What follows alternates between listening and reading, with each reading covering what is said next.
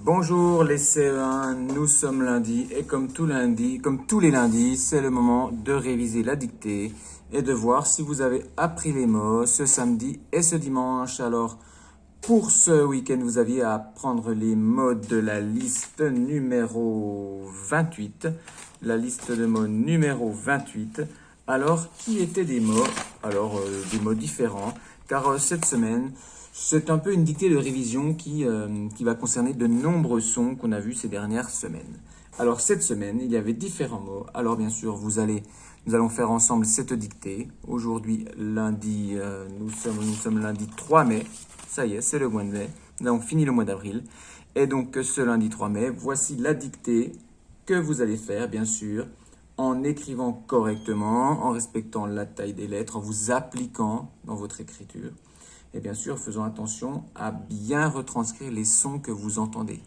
Et bien sûr, essayez de vous rappeler ces mots que vous avez appris. Alors, il y a des mots et il y a aussi quelques verbes conjugués aussi à l'imparfait. Vous commencez maintenant à bien connaître les terminaisons de l'imparfait qui sont toujours les mêmes, que ce soit pour le premier, le deuxième ou le troisième groupe.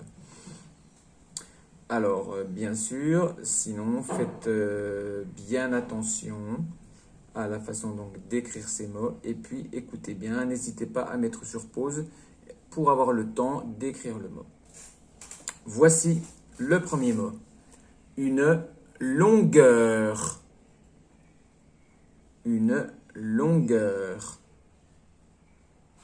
Nous avons travaillé il y a un petit moment sur les unités de longueur, par exemple le mètre, le kilomètre, voilà. Une longueur.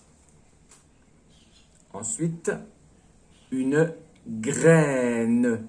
C'est un mot que vous avez déjà écrit plusieurs fois, notamment en sciences, lorsque nous avions justement étudié la germination de la graine ou le cycle de vie d'une plante, qui est un être vivant. Une longueur, une graine. Alors, une saison maintenant qui est le printemps. Le printemps. Tu sais qu'il y a 4 saisons, le printemps, l'été, l'automne et l'hiver. Et en ce moment, en France, c'est le printemps. C'est-à-dire que l'hiver est bien terminé, que la nature se réveille, les fleurs poussent, les feuilles des arbres poussent, et la nature, le soleil arrive et est un peu plus chaud. La température est un peu plus chaude, c'est pour ça que la nature s'éveille. Une longueur, une graine, le printemps. Et qui dit printemps en France dit le jardinage, c'est le mot suivant, le jardinage. C'est-à-dire qu'on peut planter des graines, car comme la terre est un peu plus chaude, elles vont germer et les légumes vont pousser. Une longueur, une graine, le printemps, le jardinage, un rang. Un rang, et oui, quand on sème des petites graines sur une ligne, comme ça dans la terre, on appelle ça un rang. Ça vient du mot ranger. Un rang, une longueur, une graine, le printemps, le jardinage, un rang. Ce sont les mots pour cette semaine et il y a aussi le verbe faire conjugué à l'imparfait, à la troisième personne du singulier. Alors qui dit troisième personne du singulier, c'est il ou elle au singulier, donc sans le S. Alors il faisait. Attention, c'est un verbe qui se prononce différemment qu'il s'écrit.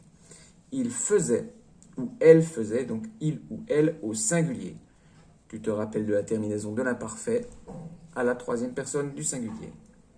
Et ensuite, vous écrirez la même conjugaison à l'imparfait de ce même verbe faire à la troisième personne du pluriel, c'est-à-dire il avec un S ou elle avec un S.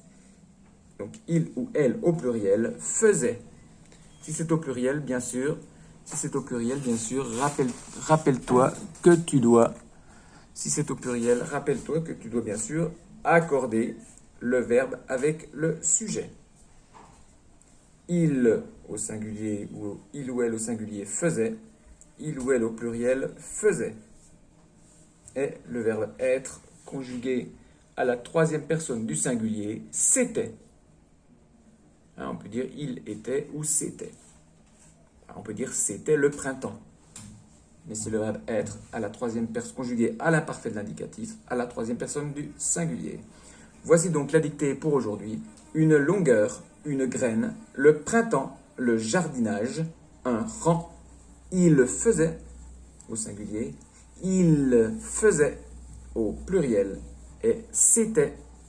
Voici les mots d'aujourd'hui.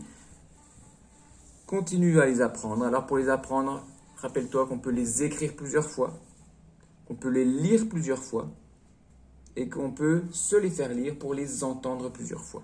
De cette façon, en écrivant, en écoutant et en regardant, en lisant, tu as les trois sens en éveil pour bien retenir les mots, l'orthographe des mots.